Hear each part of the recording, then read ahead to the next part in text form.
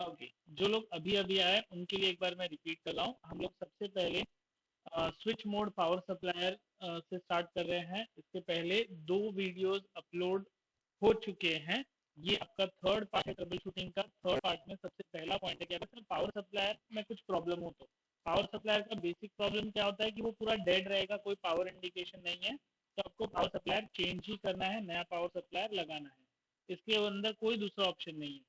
आप लोग सोचते हो या हम सोचे कि उसको रिपेयर कर देते हैं, तो जितने में आप रिपेयर करोगे उतने में नया पावर सप्लायर मिल जाता है। चाइना वाले पावर सप्लायर स्टार्ट हो जाते हैं with the amount of I feel 600-700 से। नेक्स्ट एक है बायोस एरर कोई आता है, तो बायोस में क्या चेकसम एरर आता है या सिस्टम हॉल्टेड एरर आता है। इसका मतलब क्या होता है, जब भी आप बायोस कंप्यूटर स्टार्ट करो तो आपको एक है ना इंडिकेशन आएगा चेकसम एरर करके, सिस्टम हॉल्टेड करके। तो इसका एक ही मतलब है कि आपको बायोस रिप्लेस करना है। सर कैसे रिप्लेस करें बायोस? तो बायोस रिप्लेस करने के लिए आपको एक मदरबोर्ड रिपेयरिंग वाला या जो सोल्डरिंग कर सकता है उसको देना पड़ेगा। वो चिप निकालेगा, दूसरा चिप डालेगा और फिर आपको रिपेयर करके देगा। तो इसका कॉस्टिंग 1250 से 1500 के आसपास होता है। क्योंकि अच्छे मदरबोर्ड होते हैं उनकी मदरबोर्ड ही अपना 15-20 हजार रुपया होता है। तो इस केस में हम अच्छे बोर्ड है तो बोर्ड के अंदर रिपेयरिंग करवा सकते हैं, रेदर देन नया बोर्ड वापस 15-20 हजार रुपये का खर्चा करें। हाँ, चाइना वाले मदरबोर्ड आते हैं जो 2-3 हजार रुपए से चालू होते हैं, लेकिन वो कंप्यूटर कौन से होते हैं? ये वाले होते हैं जो 20,000-30,000 वाले जो कंप्यूटर होते हैं, उस मदर वो वाले जो मदरबोर्ड होते हैं ना, वो 2-3 थाउजेंड रुपीज में चाइना बोर्ड आ जाते हैं। तो वहां पे आप खर्चा नहीं करो रिपेयरिंग का, तो चलता है एक बार। पीसी हैंग होता है due to POST cache memory. POST मतलब पावर ऑन सेल्फ टेस्ट। मैं यहाँ पे आपको फुल फॉर्म अभी बता रहा हूँ तो आप लोग को नोट भी करना है, ध्यान रखना। पावर ऑन सेल्फ टेस्ट ये कैच मेमोरी है। जितना भी हम यू नो प्रोग्राम्स रन करते हैं तो कैच मेमोरी में सारा स्टोर होते जाता है। लेकिन कैच मेमोरी में स्टोर नहीं हो रहा है तो आपको रैम को रिप्लेस करना पड़ेगा। अभी आपके पास जो भी रैम है उसको चेंज करो दूसरे रैम के साथ में, नहीं तो सिस्टम में परफॉर्मेंस में बहुत इशू आएगा आप लोग को। तो पहले हमें 3 पॉइंट्स देखे हैं। मैं आप लोग को 3 पॉइंट्स पहले नोट करने बोलूंगा, उसके बाद मैं आगे के और 3 पॉइंट्स बताता हूँ।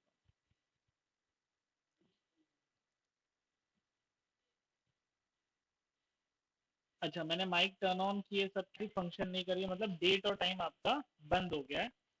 कुछ नहीं करना है, सिर्फ कंप्यूटर शट डाउन करना है। आपको सीमोस की बैटरी निकालनी है और नई बैटरी के साथ रिप्लेस करना है, जो हार्डली 50 रुपीज की आती है। एंड अमेजोन पे तो जाओगे तो 200 में आपको 5-6 बैटरी एक साथ मिल जाती है। उसमें एक और अलग एरर आता है कि सीमोस चेकसम एरर। अगर आप है ना ओरिजिनल बैटरी नहीं लेते हो, अलग वोल्ट की बैटरी लेते हो, डिफेक्टेड या वीक बैटरी होता है, तो सीमोस चेकसम एरर भी आता है। उसमें भी सेम है, बैटरी चेंज कर देनी है आपको। तो दो अलग अलग चीज है। एक अपना डे टाइम नहीं चलेगा तो बैटरी फेल है, चेंज कर दो। एक चेकसम एरर आया तो आपको बैटरी रिप्लेस करनी। दूसरा hardware hard disk configuration error. मतलब क्या होता है, हार्ड डिस्क है ना, मतलब सीमोस का सेटअप में हम लोग जाते हैं ना, ये मैं बताऊंगा आपको, ये प्रैक्टिकल टॉपिक है सीमोस सेटअप। तो कॉन्फ़िगरेशन में हमेशा क्या प्रॉब्लम होता है, ऑटो डिटेक्ट में हम लोग ऑन रखते हैं, लेकिन कंप्यूटर हमको ये बता रहा है कि हार्ड डिस्क डिटेक्ट ही नहीं हो रही है। तो अपने सीमोस का कुछ तो इशू है यहाँ पे। हमको बैटरी का प्रॉब्लम हो सकता है या फिर अपना वो लोड सेव नहीं हो रहा, ऑटो डिटेक्ट नहीं हो रहा है, तो आपकी बायोस चिप की भी इशू हो सकती है। तो ये दोनों ही केस में आइदर बैटरी चेंज करना है, आइदर बायोस रिपेयर कराना है। एक और ऐसा ही एरर आता है, BIOS unable to find bootable media. मतलब आपने बूटेबल इंसर्ट पेन ड्राइव या सीडी रोम से कुछ भी डाला है, उसके बाद भी एक एरर आता है, BIOS unable to find bootable media या नो बूटेबल डिवाइस, ऐसा करके एक एरर आएगा। तो इन शॉर्ट आपको दूसरा बूटेबल ड्राइव कनेक्ट करना है, बूटेबल ड्राइव वो प्रॉपरली हुआ नहीं है। तो ये एक और ऑप्शन है बायोस का। तो सीमोस और बायोस काफी इंपॉर्टेंट पार्ट है कंप्यूटर में। इसको नोट कर लो। कुछ क्वेरी नहीं कुछ क्वेरीज है तो आप मुझे पूछ सकते हो। Yes, we have someone with queries. Very good.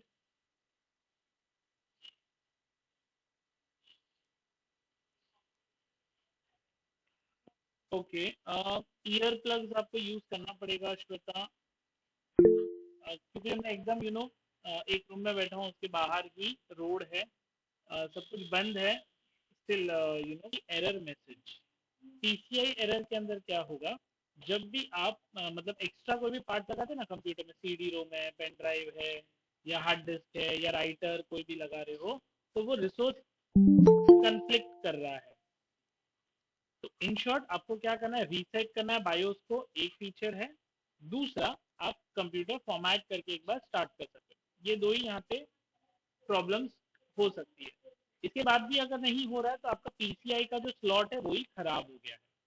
अभी आप लोग बोलोगे कि सर ये पीसीआई का स्लॉट क्या होता है, तो मैं आपको पीसीआई का स्लॉट बताता हूँ, एक सेकेंड। ये देखो भाई, ये है पीसीआई का स्लॉट। ये वाइट कलर का होता है, इसके अंदर हम एक्स्ट्रा साउंड लगा सकते हैं, इसके अंदर हम एक्स्ट्रा पेन ड्राइव लगा सकते हैं। ये दूसरा पीसीआई एक्सप्रेस जो 16X वाला, इसमें ग्राफिक कार्ड लगा सकते हैं। तो अलग अलग पीसीआई के ऑप्शन अवेलेबल हैं। एंड मेन पर्पज होता है कि साउंड कार्ड लगाते हैं, लैन कार्ड लगाते हैं, डिस्प्ले एक्स्ट्रा रखने हैं तो डिस्प्ले कार्ड लगाते हैं। तो एक तो मॉनिटर में कनेक्शन पहले से होता है, मतलब जो मदरबोर्ड में मॉनिटर का कनेक्शन होता है, दूसरे मॉनिटर का कनेक्शन यहाँ पे लगाते हैं, और तीसरा तीसरा अपना ग्राफिक कार्ड लगाते हैं। तो ग्राफिक कार्ड वाला मशीन मेन होगा, जो बड़ा वाला हो सकता है, और दो छोटे मॉनिटर या दो नॉर्मल ग्राफिक वाले डिस्प्ले वाले मॉनिटर। तो ऐसे आप 3 मॉनिटर एक साथ लगा सकते हैं इस पीसीआई कार्ड की मदद से।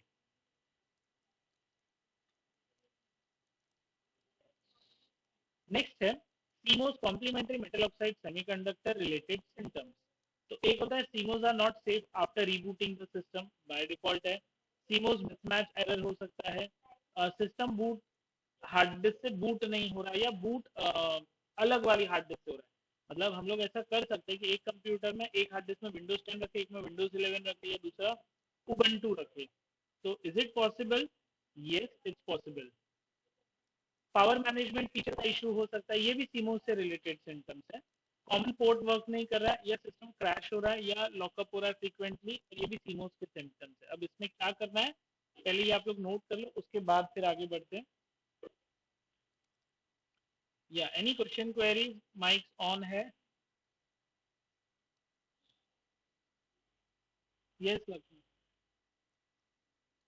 पीसीआई का, अरे एकदम इजी है, मैंने डे 1 पे सिखाया था।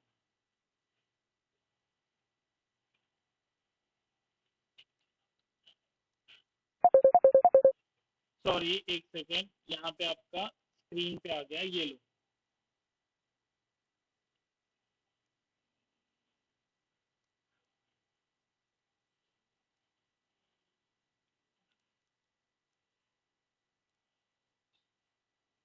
हाँ, पूरा कंप्लीट ही नहीं हो रहा है, या फिर व्हेन इंस्टॉलिंग टू, अच्छा इसको ऐसे लेते हैं, सॉरी, ये एमबी का यहाँ पे गड़बड़ है, जैसे 8 GB ले लेते हैं हम लोग, और एक होता है, सॉरी, 16 GB, 16 GB की या 8 GB की दो मेमोरी आपको दिख रही है। तो आपको खाली उसमें से 4 GB या 8 GB ऐसा दिख रहा है, इसका मतलब कुछ तो गड़बड़ है। आपको चेक करना पड़ेगा कि दो में से एक ही क्यों दिख रहा है, उसको आपको रैम को क्लीन करके वापस लगाना पड़ेगा। तो ये आपके मदरबोर्ड के बेसिक सिम्टम्स होते हैं। उसके बाद में नेक्स्ट है यहाँ पे सीपीयू प्रॉब्लम। थोड़ा सा एक नीचे करता हूँ। हाँ, सीपीयू प्रॉब्लम क्या होता है? अब पूरा सीपीयू में जब भी आप है ना कोई भी कंप्यूटर चालू करते हो, ये यूजुअली पुराने कंप्यूटर्स के साथ होता है, ध्यान रखना। जितने भी पुराने कंप्यूटर्स होते हैं उसको अगर आप स्टार्ट करते हो तो कुछ ना कुछ है ना प्रॉब्लम्स आती है आपको। जैसे स्टार्ट करने में प्रॉब्लम आ रहा है, कभी कभी स्पीड में प्रॉब्लम आता है। तो आपको चेक करना पड़ेगा सारे कनेक्शंस को पहले तो। उसके बाद फिर आप उसके एक इस पे आ सकते हो कि रैम कम है इसके लिए स्लो है, प्रोसेसर जूना है इसके लिए स्लो है, या फिर कुछ और फॉल्ट की वजह से हो रहा है। अच्छा, एक और कॉमन इशू आता है हीट का। मतलब अगर कंप्यूटर ओवर हीट हो रहा है तो कंप्यूटर बंद हो जाएगा, ऐसा भी एक सोल्यूशन प्रॉब्लम आता है। तो ये सारी चीज़ों को आपको चेक करना पड़ेगा। और दूसरा कि कंप्यूटर पुराना है और उसमें नया वाला डाल दिया है पावर सप्लाई, तो भी प्रॉब्लम आ सकता है। मतलब ज्यादा पावर देके भी मतलब नहीं है, और जिसको जितना उसको रिक्वायर्ड पावर है उससे भी कम पावर दे रहे हैं तो भी प्रॉब्लम है। तो ये चीजों को आपको कंपैटिबिलिटी को चेक करना पड़ता है जब भी पूरा सीपीयू आप चेक कर रहे हो। फीचर्स को आप एक बार नोट कर लो, उसके बाद नेक्स्ट पॉइंट ऐड करता हूँ। या किसी को कुछ क्वेरीज है तो मैं अनम्यूट कर रहा हूँ। ये अनम्यूट है आप लोग सब, अभी किसी को कुछ पूछना है तो पूछ सकते हैं। क्या बोल रहे हो लक्ष्मी?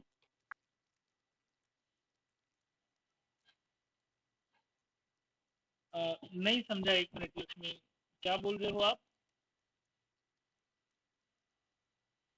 ओके जूम करो, ओके। लक्ष्मी, वो ZOOM होता है जूम।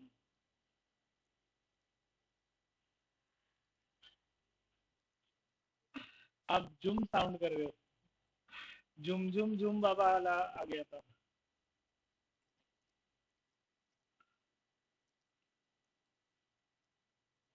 ओके, ये लो जूम कर दिया है।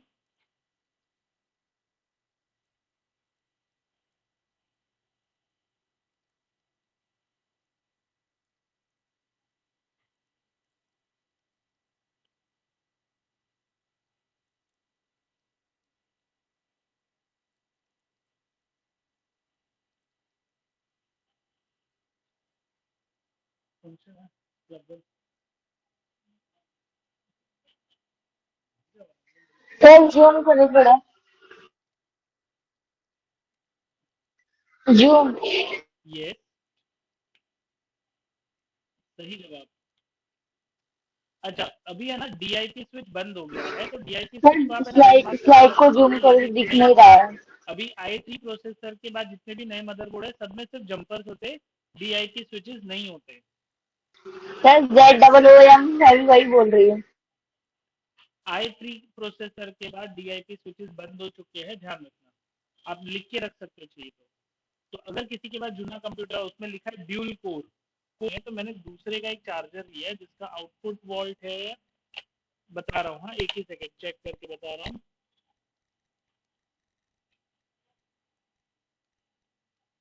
Input is 100 to 240 volt, output is 50 to 60 hertz है। हाँ, नहीं 9 वॉट में, ओके हाँ समझ गया। ये सैमसंग का जूना चार्जर है, 2019 का चार्जर है, और मेरा फोन नया 2024 का मैन्युफैक्चरिंग है। 68 वॉट से चार्ज होता है, तो 40 मिनट्स के अंदर तो बैटरी फुल चार्ज होता है। बट सैमसंग का मैंने सुबह से वो यूज कर रहा हूँ बिकॉज मेरे पास मेरा चार्जर आज नहीं है, तो सुबह से फुल चार्ज हो ही नहीं पा रहा है। तो रीजन है वोल्टेज लो है चार्जिंग के लिए। अगर मैं 68 वॉट के चार्जर मोबाइल में मैंने चार्जर लगा दिया 100 वॉट वाला, तो कमॉन बैटरी फुल जाएगा। तो ये सब इसमें भी है, वही बैटरी हम यूज कर रहे हैं, तो कितने वॉट की पुरानी बैटरी उस चीज को ध्यान रख के नया बैटरी डालने का। और एसएम पावर सप्लायर का भी इस चीज पे ध्यान रखना। एक और कॉमन प्रॉब्लम होता है यहाँ पे हीट सिंक का। तो हीट सिंक फैन या फैन नहीं चल रहा है, या तो प्रॉपरली टाइट नहीं किया है, लूज है, ये सब की वजह से क्या होता है, आपका मदरबोर्ड का हीटिंग बढ़ जाता है। अब क्या चीज का इसमें ध्यान रखना है, जब भी आप सीपीयू को फिटिंग करते हैं, मैं एक यहाँ पे प्रॉब्लम बताता हूँ, लाइव प्रॉब्लम।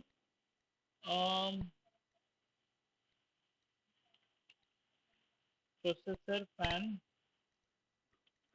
Loose contact.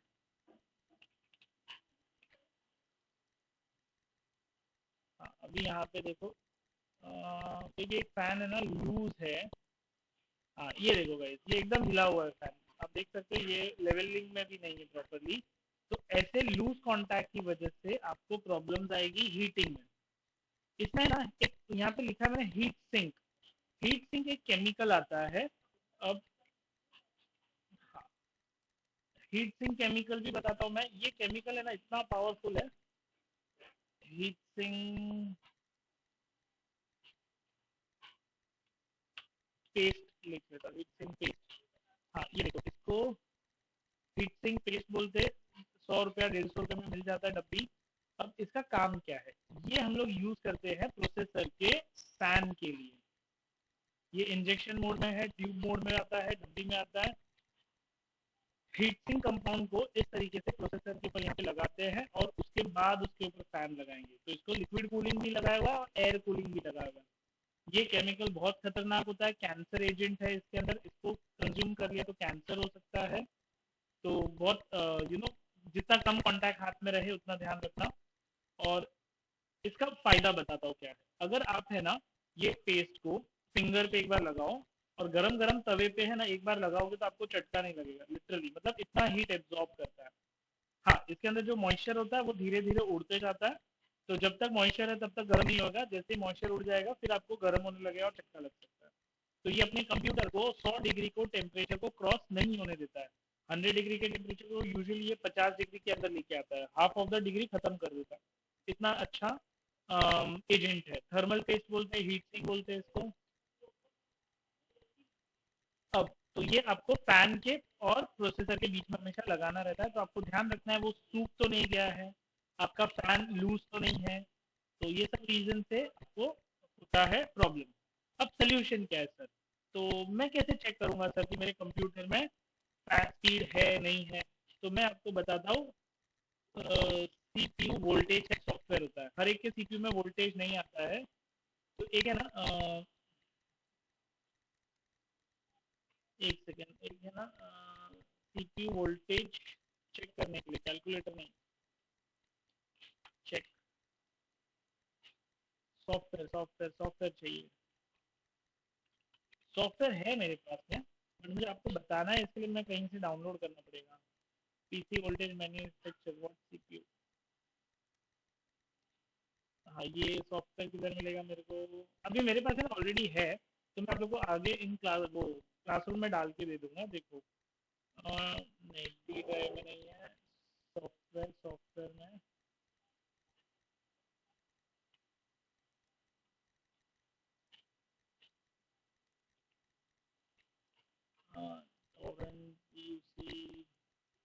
एक सेकेंड ना गाइस, बता रहा हूँ मैं, 2 मिनट रुक जाओ।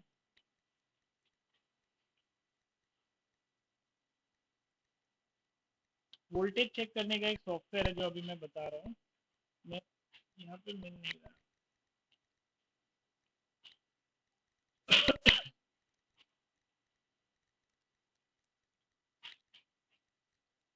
ऐसा ही होता है जब चाहिए तब।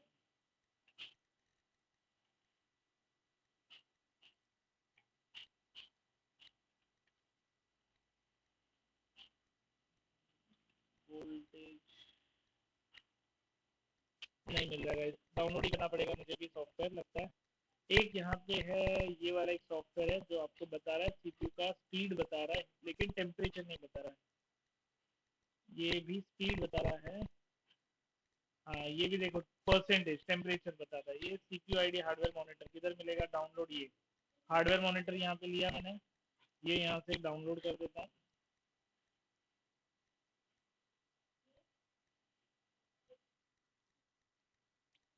ये अलग अलग जगह पे ले लेके जाएगा अभी।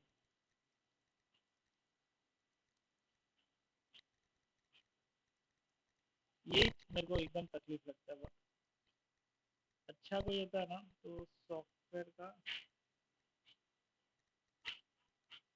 ये रहा, ये मैं यूज करता था, कोर टेम्परेचर वाला मिल गया मुझे, डाउनलोड कोर टेम्परेचर। अब एक बार नाम पता चल गया ना तो काम इजी हो जाता है।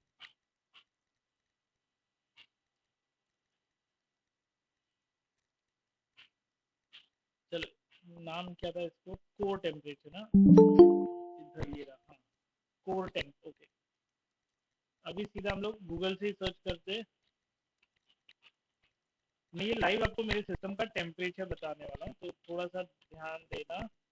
ये रहा ALPO कोर टेम्परेचर, इसकी वेबसाइट का है, ये डाउनलोड किया 1.18, ये देखो मिल गया, इस पे क्लिक।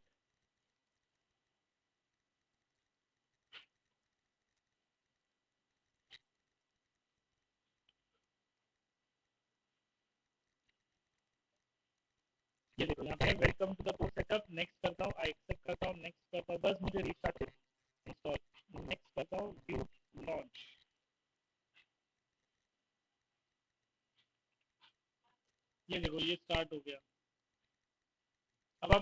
कर सकते हो मेरे कंप्यूटर का कोर टेम्परेचर क्या हो रहा है, 78 डिग्री। बाप रे, 100 डिग्री मैक्स रखा हुआ है सेटिंग में, 78 पे अगर 100 डिग्री पहुंचा तो कंप्यूटर शट डाउन हो जाएगा तुरंत।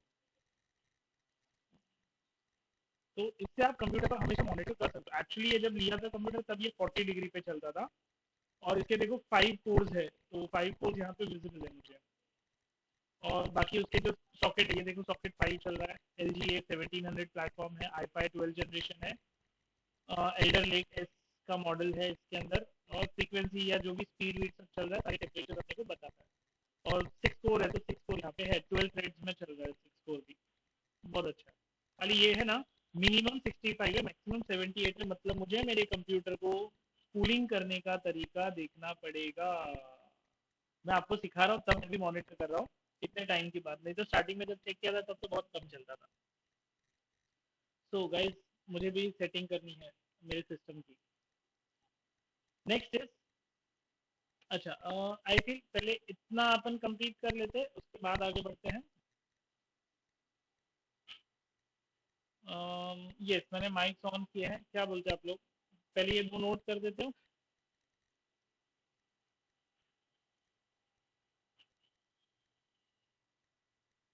ओके, चलो फास्ट, हाँ नोट कर लो, उसके बाद में नेक्स्ट नीचे वाले पॉइंट। हम पेज नंबर 6 पे है, तो आप लोग सब बहुत अच्छा कर रहे हो, 1 घंटे में 2 पेज हमने किए।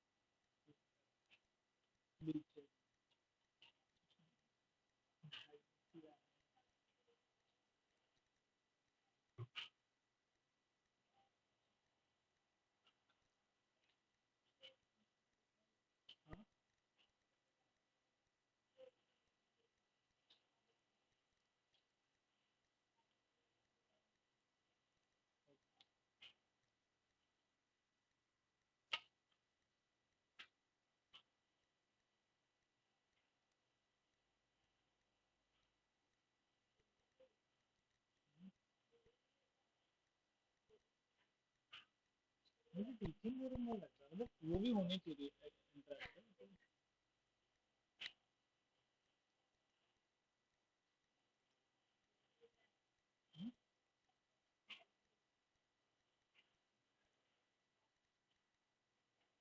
तो 9 to 11 मॉर्निंग में से आ जाओ तो हो जाएगा टॉपिक।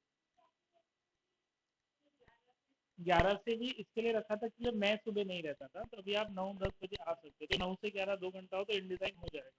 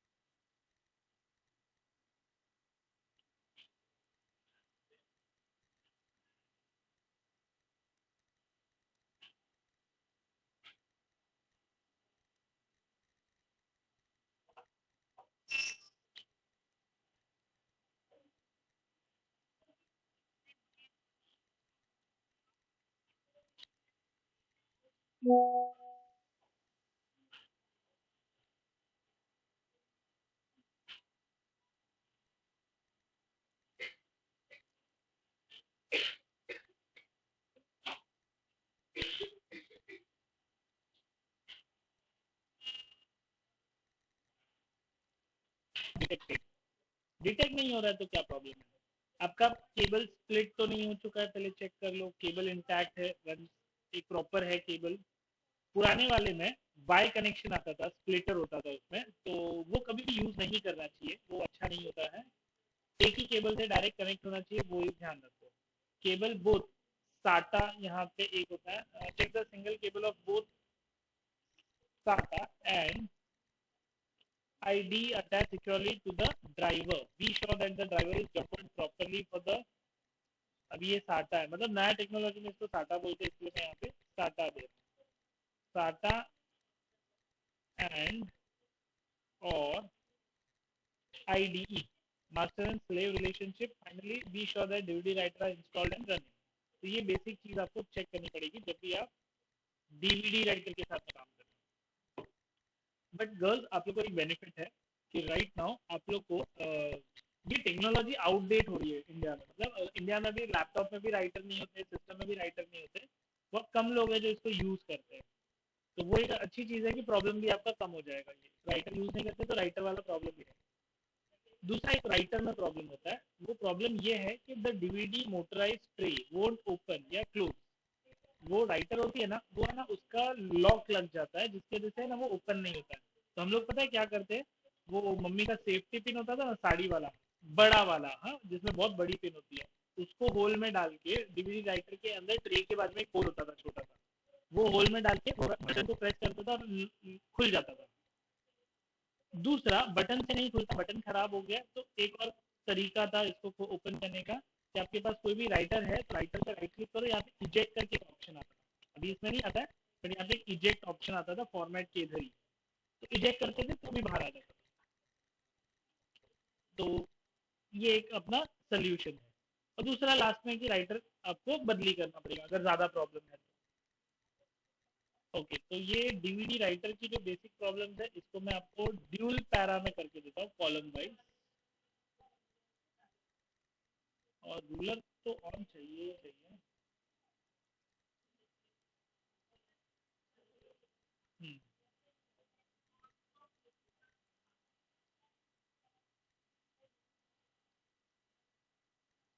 ये लो गर्ल्स, नोट कर लो एक बार, फिर बताता हूँ।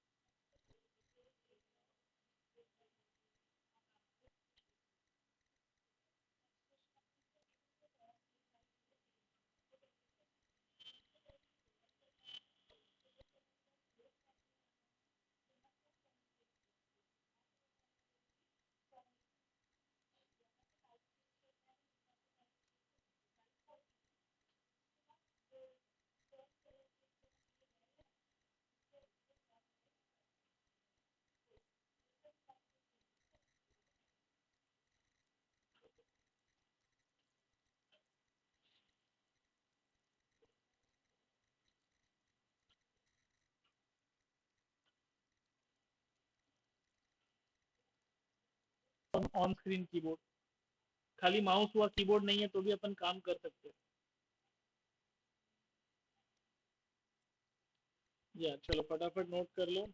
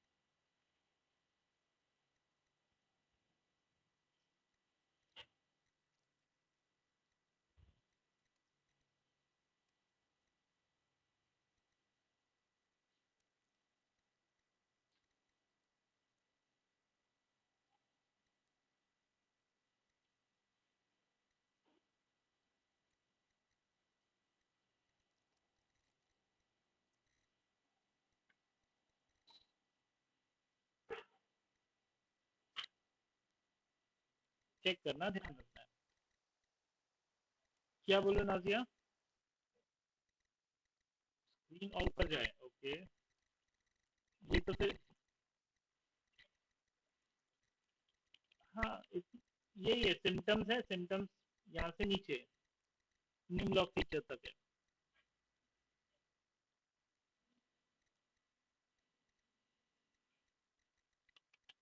इसके लिए मैं माइक ऑफ करता हूँ लेक्चर के टाइम। हाँ मुस्कान।